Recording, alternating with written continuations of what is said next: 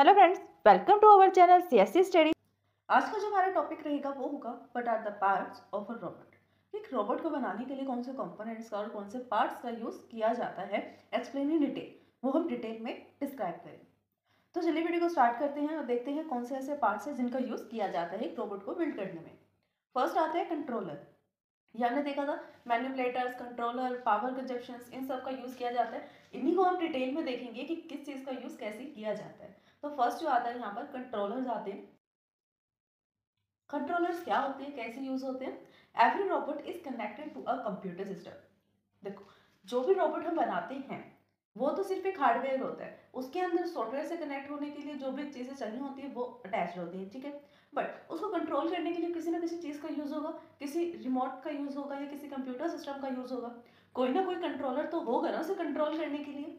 Suppose जैसे कि हम टॉय की बात करते हैं, टॉय में एक रोबोट कार होती है, ठीक है। रोबोट कार में क्या होता है, वो चलती है, उसके अंदर कनेक्शंस होते हैं, पावर भी होती है। कैसी वाली पावर होती है, सेल की। जो हम सेल उसके अंदर डालते हैं, जो भी उसका स्ट्रक्चर बना होता है वो तो एक प्लास्टिक हार्डवेयर पार्ट से बना होता है। जो भी होगा एक किस्म से उसको हार्डवेयर मान के चल रहे हैं, जो उसका प्लास्टिक पार्ट है, उसकी बॉडी है, वो एक हार्डवेयर है। हार्डवेयर के अंदर पावर को कनेक्ट करने के लिए हमने क्या डाला, सेल्स डाले, ठीक है, सेल डाले उसके अंदर। फिर कौन सी ऐसी चीज है जो उसको कनेक्ट कर रही है, उसके रोबोट से कंट्रोल कर रही है, रिमोट सिस्टम।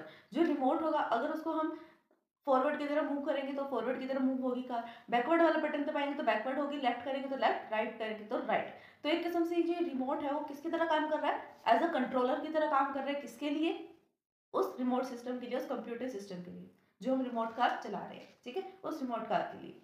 उसी तरह से अगर हम एक रोबोट बनाएंगे तो रोबोट के अंदर भी कुछ ना कुछ कंट्रोल करने वाला होना चाहिए ना, जो उस पूरे रोबोट को कंट्रोल करे। अब वो इंटरनल भी हो सकता है, एक्सटर्नल भी हो सकता है कंप्यूटर सिस्टम। कुछ भी सिस्टम उसके इंटरनली फील्ड भी हो सकते हैं जिसको हम किसी और डिवाइस से कनेक्ट कर रहे हैं, उससे मैनेज करने की कोशिश कर रहे हैं। या फिर ऐसा भी हो सकता है कि अलग से कंप्यूटर सिस्टम है पूरा, वो उस रोबोट को मैनेज करेगा, ठीक है। This computer is known as a controller. इस कंप्यूटर को हम क्या कहते हैं, कंट्रोलर के नाम से जानते हैं, क्योंकि ये पूरे के पूरे रोबोट को कंट्रोल करता है। The controller function is same as the brain of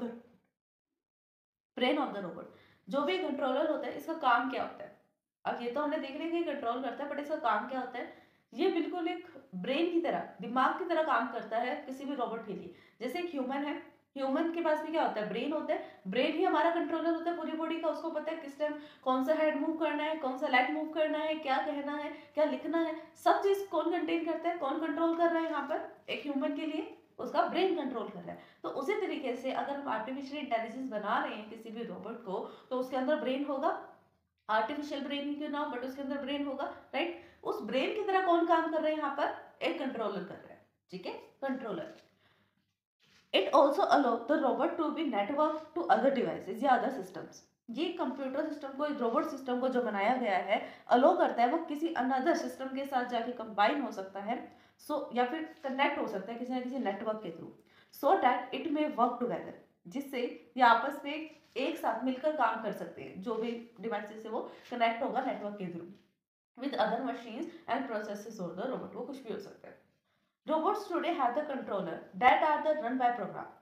जो भी कंट्रोलर्स होते हैं उस रोबोट के अंदर, जो हम कह रहे हैं कि ब्रेन की तरह काम करता है, और कंप्यूटर सिस्टम जो है वो पूरा कंट्रोल करके रखता है उस रोबोट को।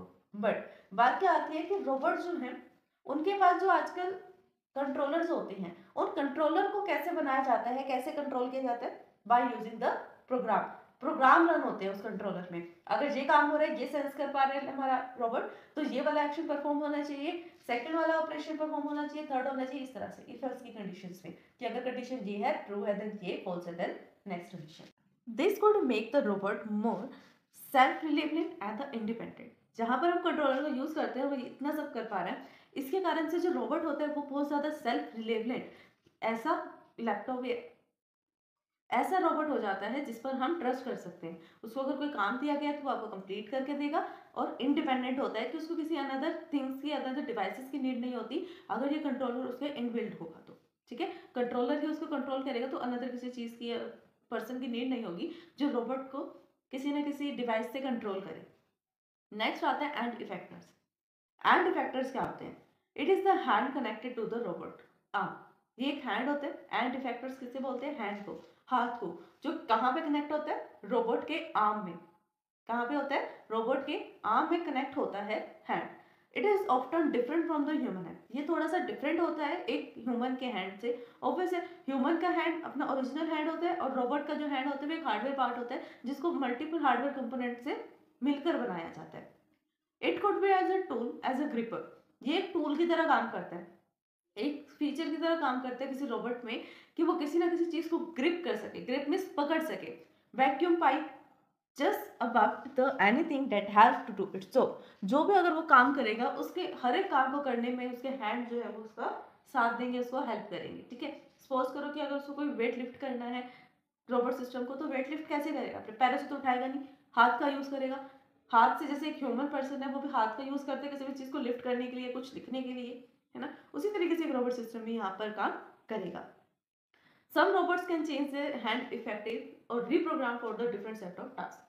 कुछ ऐसे भी रोबोट्स होते हैं जो अपने हैंड इफेक्टिव्स को, जो हैंड इफेक्टिव्स हैं मतलब अपने हाथ हैं, उनको चेंज कर लेता है अलग अलग डायरेक्शन में। अब जैसे हम ह्यूमन का हैंड कैसे जाएगा? या तो सामने आगे की तरफ मूव करेगा, साइड में जाएगा, बट हम इसको बैक में तो इतना ज्यादा मूव नहीं कर सकते ना जितना हम आगे की तरफ मूव कर सकते हैं। तो हमारा जो हैंड है वो कुछ ही डायरेक्शन में मूव कर सकता है ह्यूमन का। बट जब बात आती है किसी रोबोट की, उसका हैंड जो है 360 मूव कर सकता है, लेफ्ट करो, राइट करो, अप डाउन, बैक फॉरवर्ड, हर जगह पर वो मूव कर सकता है जितनी भी डायरेक्शन हो सकती है। ठीक है, इसको हम रीप्रोग्राम भी कर सकते हैं अलग अलग टास्क के अकॉर्डिंग। अगर हमें एक टाइम पर ग्रिप करना है, उस हैंड से ग्रिप करना है रोबोट ने, तो ग्रिप का एक अलग कमांड होगा, तो ग्रिप करने के लिए एक अलग कमांड होगा। वेट लिफ्ट करना है तो वेट लिफ्ट करने के लिए एक अलग कमांड होगा। क्लीनिंग करनी है उस हैंड से तो क्लीनिंग करने के लिए एक अलग कमांड उसके अंदर होगा। तो ये कह रहे हैं कि हर एक सेट ऑफ टास्क के लिए उसको रीप्रोग्राम किया जा सकता है। If the robot has more than one arm, क्या होता है कि अगर एक रोबोट के पास एक से ज्यादा हैंड होंगे, there can be more than one hand effectors, उसके पास एक से ज्यादा हैंड इफेक्टर्स होंगे ऑन द सेम रोबोट, एक ही रोबोट के पास। Each type for specific task, तो एक पर्सन, एक रोबोट कितने ज्यादा स्पेसिफिक नंबर ऑफ टास्क को कर सकता है। अगर वो एक एंड इफेक्टर से ऐसा कर रहा है तो नंबर ऑफ एंड इफेक्टर से वो कैसे कितने टास्क को एक ही टाइम में परफॉर्म कर पाएगा। तो सुन से हमारा अच्छा टॉपिक। आज हमने सिर्फ 2 पॉइंट्स को डिस्कस किया पार्ट ऑफ रोबोट्स में, कंट्रोलर्स एंड इफेक्टर्स। बचे जो भी पॉइंट्स होंगे हम नेक्स्ट वीडियो में डिस्कस करेंगे। आज के लिए बस इतना ही। आई होप कि आपको वीडियो समझ में आई होगी, अच्छी लगी होगी, इन्फॉर्मेटिव होगी। अगर फिर भी इस वीडियो को समझने में आपको कोई भी डाउट आता है देन आप हमें कमेंट कर सकते हैं। वीडियो अच्छी लगे देन लाइक शेयर सब्सक्राइब करना, कमेंट करना ना भूलें। Thanks for watching my video. अगर आप सीएससी में ऑल सब्जेक्ट्स में थ्योरेटिकली एंड प्रैक्टिकली परफेक्ट होना चाहते हैं तो हमारे चैनल सीएससी स्टडी को सब्सक्राइब करें, बेल आइकन को प्रेस करें ताकि सबसे पहले अपडेट आपको मिले। वीडियोस को लाइक शेयर सब्सक्राइब करना, कमेंट करना ना भूलें।